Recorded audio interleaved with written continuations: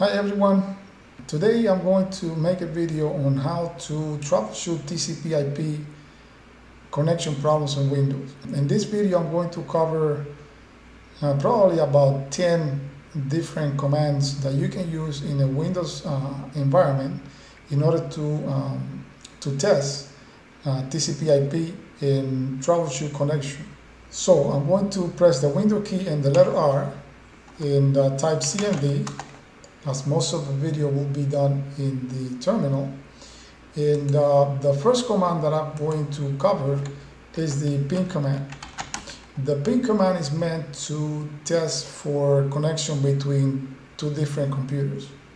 But this ping command, I'm going to ping the loopback address. So it's 127.0.0.1. And what I'm testing here, I'm testing a couple of things. First, I'm testing that TCP IP is properly installed in my network adapter, and I'm also testing that there is nothing wrong with the hardware on the network adapter. So if you go into your network status and then go into, and it is actually change adapter options. And you right click on your network adapter, and if you take a look here, what it says Internet Protocol TCP IP version 4, and this is what I mean by TCP IP properly installed. If you uncheck this and click OK, your computer will not be able to establish connection with other computers, and a lot of things will stop working on the network for your computer. So this is what I mean by properly installed. So I'm going to cancel out of here,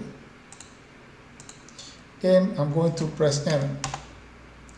And by default, ping sends 4 packets. These are ICMP protocols, and usually it's sent to port 7 on the destination computer, and then by default the destination computer replies back all the packets. But in this case, I'm pinging my own loopback address, which is my own network address. So that is the first command.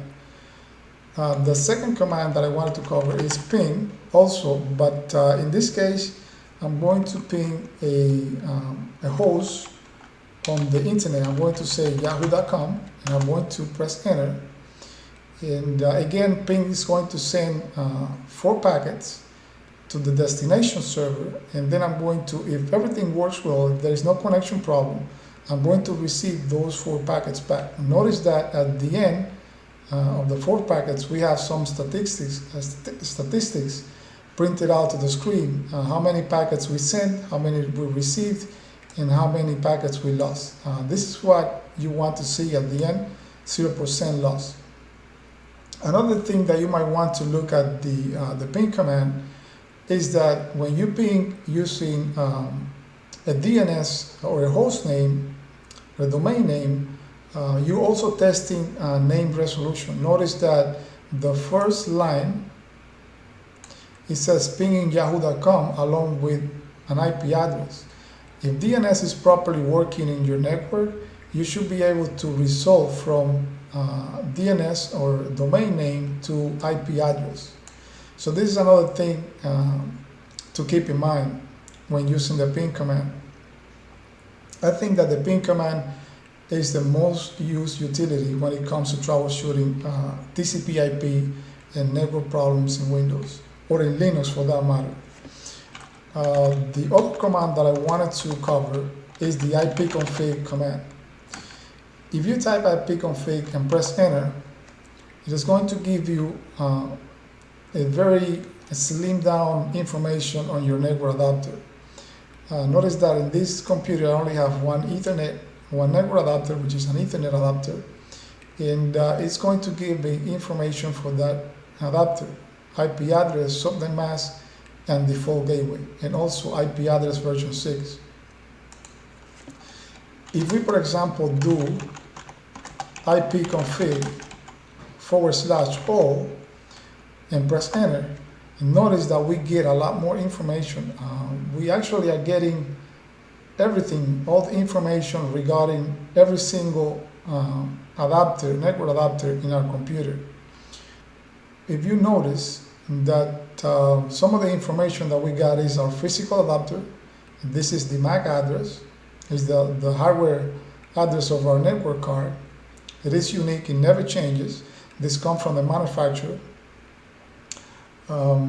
It is DHCP enabled, meaning that we are getting IP address, we are getting our IP configuration from a DHCP server. Another information is IP version 6. We have also IP version 4. And this is our subnet mask. And we have a default gateway in our DHCP server. And finally, our DNS server. Another option of the IP config is the renew command. When you do renew, what's going to happen is that your Windows operating system is going to release all the information or all the IP configuration, and it's going to contact the DHCP server and ask for a new list, for a new IP, along with a whole new set of configuration. There's also IP config release, and when you do this, it's going to empty all the IP configurations, and then you do renew, and this is going to again renew. Renew does release and renew, it does both. This is a good thing to do when you are having problems connecting, but you know that you have an IP address. It could be that you have an IP address for a while and you haven't got a new lease, or that some change some settings change at the DHCP server, and that you haven't got those updated changes. So, for example, the DNS server might have changed on the network, and because you haven't renewed your lease, you don't have the most updated information, especially for your DNS server or for your default gateway. So this is another good command to do, IP config renew, in order to get the most updated network information from your DHCP server. The next command that I wanted to cover is IP config flush DNS. And this one, what it's going to do is going to flush all the cached DNS mappings that you have in your local system. Sometimes you have an outdated information on your system, meaning that you have a domain name mapping to an IP address, and the IP address for that domain might have changed. And so when you type your domain name in your browser, it's trying to resolve to that old IP address, and therefore you might be getting a page not found. So if that's the case, you might want to do an IP config flush DNS to clean all that cache, and then you're forcing your system to contact the DNS server to pull the most recent information about that domain name. So this is another good command to know. The other command that I wanted to cover is trace RT. So trace RT is similar to ping. It pings every single router on the path to a destination. For example, in this case, the destination is yahoo.com. To make sure that you are using the right command. So I'm going to try it again, trace RT yahoo.com. Okay, here we go.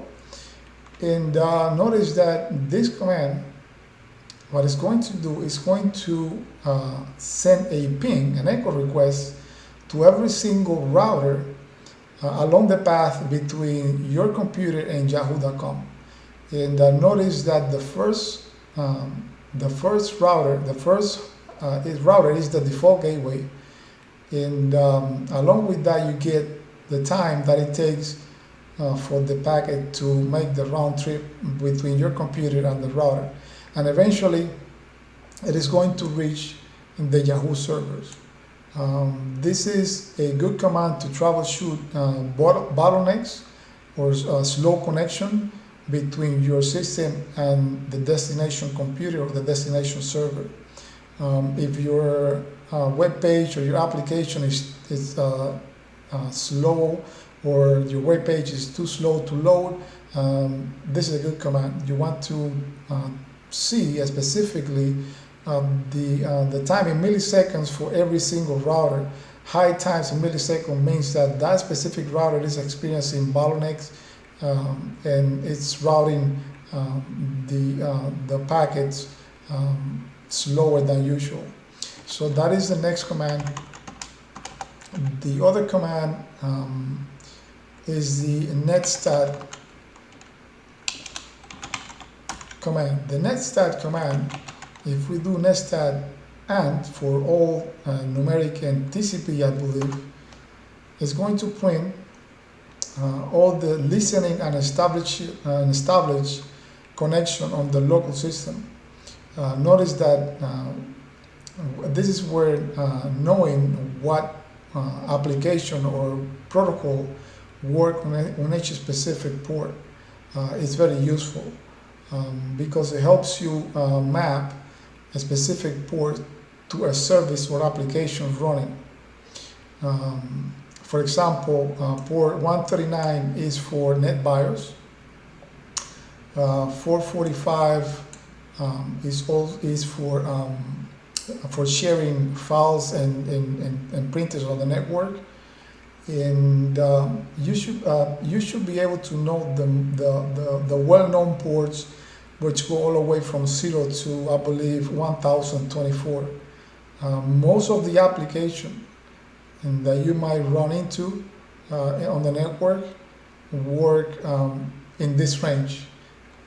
So the next type command, I don't want to go in too much detail into every single command because some of these commands will take a long time to. Next, I wanted to cover the ARP command. The ARP command stands for Address Resolution Protocol. And every single computer has a table that maps IP addresses to MAC addresses. And that's what it stands for. It's Address Resolution Protocol, and the -A is to print the table. And notice that I have a mapping of every single IP address on my network mapped to a MAC address. The next command, it's nbtstat, and stands for NetBIOS statistics. So if I do nbtstat -c, again, it's not going to find too many names catch because this is a virtual network. But basically, every single, if I go back and do netstat and if you take a look at port 139, every single host on the network broadcasts the NetBIOS names using port 139 TCP and I believe 138 UDP. And NetBIOS is a form of name resolution. It is considered legacy name resolution, even though it's street implemented. But usually the preferred method of name resolution on the network is DNS, which is domain name system. Usually it is a server on the network that is in charge of providing name resolution or name mapping to IP address. The next command, it is nslookup, and this command, it is meant to query and troubleshoot name resolution or domain name resolution on the network. If I do nslookup yahoo.com, notice that it is going to give me a server with an IP address followed by all the IP addresses that are responsible for yahoo.com. And this section here that says non-authoritative answer, it means that I'm querying a domain, a DNS server that is not the authority for yahoo.com. So if let's say I wanted to find the name server that is the authority for yahoo.com, I can do ns lookup, let's say query type equals to name server and then yahoo.com. I press enter, and now I get all the name servers that are authoritative for yahoo.com. And I'm going to stop here. I hope I touched enough on each individual command that I hope it was important to know when troubleshooting TCP IP connections on a Windows system. And that's it for this video. I hope you enjoyed the video. As always, remember to subscribe, and see you in the next video.